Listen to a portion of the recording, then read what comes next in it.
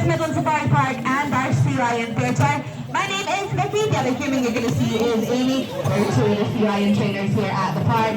However, we're not that excited when there's a sea lion jumping around in the water. And hopefully today we're going to introduce you to the sea lions that live here with us at the park.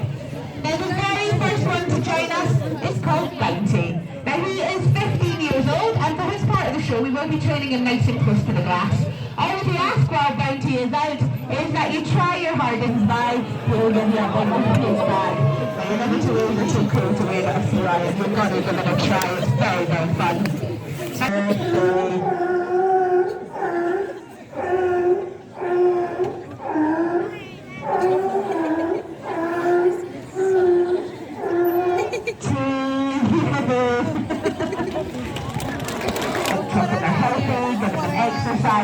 And we do genuinely seem to enjoy it.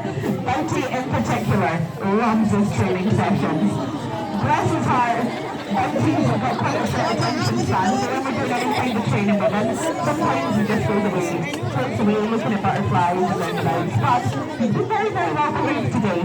Now he is one of 3 sea lions that live here with us at the park. He's the youngest at 15. Now the sea lions we have here are not related to one another, but they're what's called a bachelor group.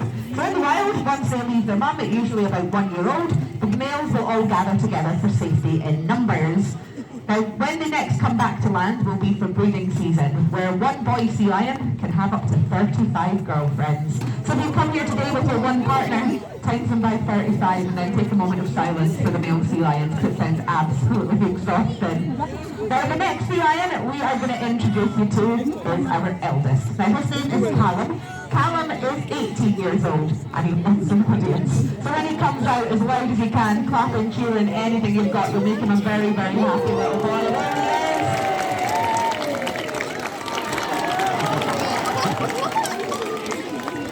Now Callum, you do need to say hello to everyone. Pick up that flipper, give him a wave. Hiya!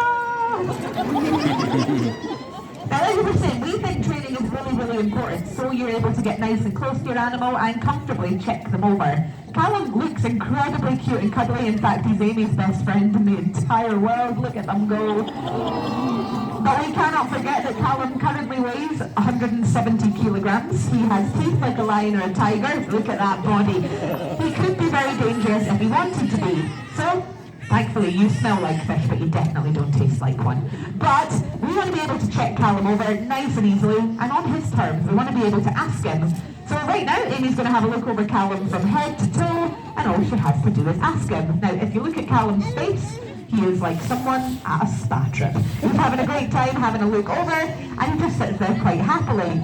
Now, if we were to find something wrong with Callum, we're able to then get the vets down and they're able to provide treatment to him. But they wouldn't do exactly what you were doing, Amy. And the reason for that is sea lions are flexible. Callum does not have a collarbone like you or I. So you're a human, you've got a collarbone for the most part. You can turn your head all kinds of different ways. But there's one way you can't turn it, which Callum can. Callum can look at his own bottom. Woo! So if the vet was to say give Callum an injection and he turned around like that, she'd get a fright to say the least. So the most important thing Callum is trained how to do is to lie on the ground like a big fat sausage. Now in this position, us, the vet nurses can wander around to check Callum over, and he just gets to lie there nice and comfortably. Now if the vet was actually here, Amy would be up by Callum's head. Now she knows him better than anyone. If Callum's unhappy, he tends to show his teeth a little bit, he flares his nostrils, and if he really doesn't like what's happening, he will bark in your face. But thankfully, he's looking gorgeous as always today, so give the boy a cheer for his health check. Well done, you, Callum. He's checking himself. Now Callum, as much as checking your healthy is important, there is another strand we have to consider, and that is keeping you healthy. Because much like us humans, exercise is important. He was laughing at your jokes there, Amy. Now, we're going to do a little bit of exercise today, and sea lions are best when they're in the water. So we're going to get Callum jumping in and out over and over again. Now this is something called porpoising, which you would naturally do, jumping in and out, and he would do it to take a breath, to gain speed.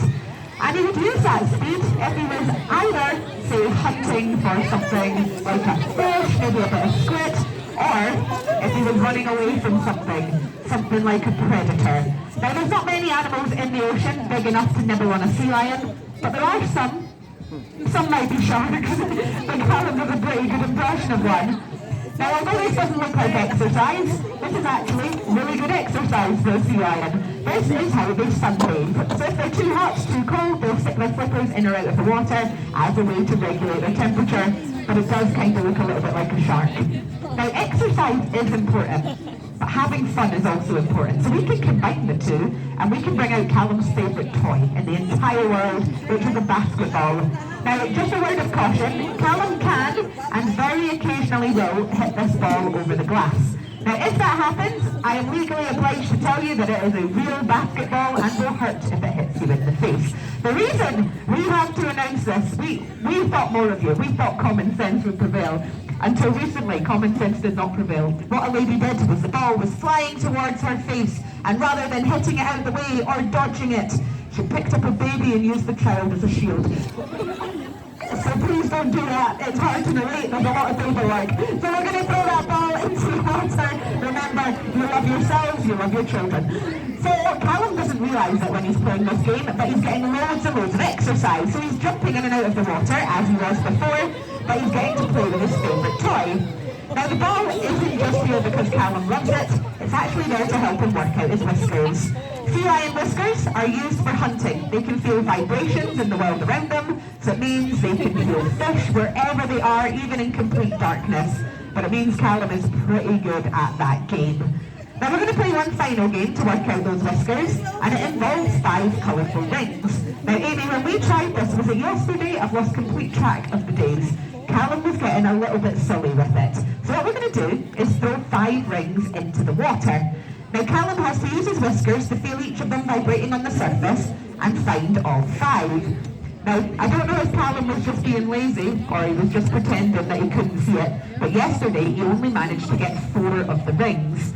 But I've got a good feeling about this today, Callum. We're going to manage to find all 5 of these. Now, some of them are trickier than others. Sea lions don't quite see colour the same way we do, so he is really having to rely on those whiskers to find where all 5 of them are.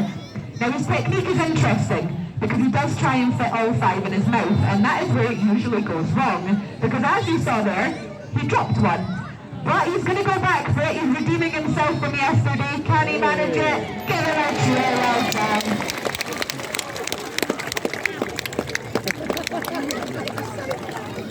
Hey Callum, thank you for coming out here and doing lots of... To describe Jack's personality to you, and I'm sure everyone has someone like Jack in their life.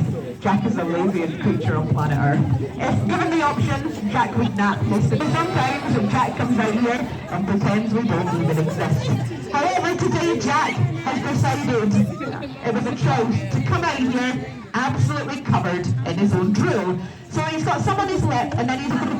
So to welcome Jack out here, we've seen 2 sea lions wave already, Amy, so I think you should welcome Jack out personally by giving him a big, slobbery kiss on the face. I'm up for it. Jack is up for it, aren't you, Jack? Wouldn't you just love to do that? Yeah, I thought so. So I think you should give him a kiss. And remember, you had a rubbish day already. This will make it so much better. Look at those eyes. He's like, I love you, Amy. Just give us a little kiss. Go on. Salty. Now, Jack, please wash your face. It was all fun. We should give him some soap next time. Right, and here's my butt. Now, with Jack, every single day, we're trying to come up with ways to challenge him a little bit. Because he is so smart, we do have to get quite creative. And there we go. But the challenging part is Jack is then going to try and put it in the basket. Now, sometimes he's very good at this, other times he just throws it at the trainer. But as you saw there, give him a cheer, well done. He made that look pretty easy. So that Jack is having to pay attention, having to think, and it is a really easy way to get that brain working out a little bit. He's having to problem solve, having to use his eyesight for one. He's going in the right direction. Can he manage it? Of course he can. Well done, Jack. But lifting both of the stump flippers is really, albeit very, very briefly, lift off of that wooden stand. If that happens, you're more than welcome to cry, laugh with us, because it's very, very brief, but what we're waiting for is that moment where both flippers are off the stand, and that is where Amy is going to blow her whistle, like that!